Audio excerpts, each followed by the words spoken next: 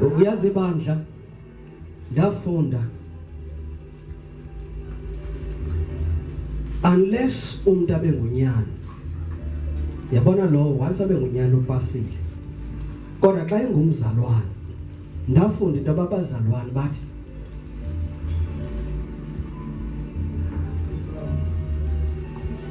yabona ndakhululeka mhla ndafunda leyo mfundiso. Ngoba lo wenza kakuhle namhlanje ngomso uyathini? Lo bomgqibele ezantsi ngomso uyathini? Yabona ke ngokuba uzawuhamba nokwenza kakubi komuntu uzakonzakala. Ngoba uzawuwiswa ngulobo umthembile. Linjalo ibandla bancane. Linjalo. Yabona once ufunde nje leyo nto ngathi ngabiza nje iconference yabefundisi. Ndibafundise nje leyo mystery. Ibandla yenye into. Asikathethi ngendlu yenkosi, sathetha ngebandla. Ibandla lithi umqhobela izandla namhlanje ngomso akuthi lobo umthembile uthi uqhayise ngaye nasepulpitini. Uthi yabona ubani?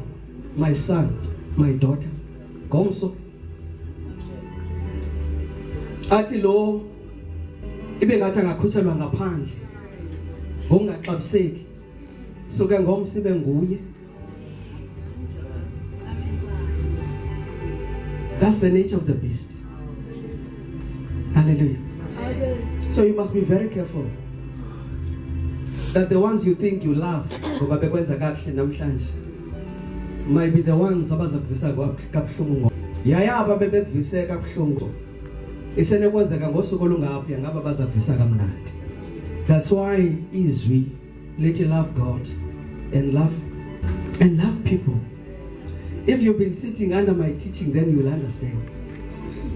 Love God and love people. Hallelujah. Bathande ngokusebenza kahle. Ngoba ngomso uzakuthusa. Yathi xa eyibambile angayiphungula umangala. Athi lo bucingo uyibambile ayiphungula ungazi ukholwa. Abanye befundisi bajike ezibhedlela izinto ezinje. Ngeke noorganizele iconference yabefundisi ke bafundisi about le Dr. Libandla. Hallelujah. Phambi koba ndingene kule yase life which is the house of the Lord.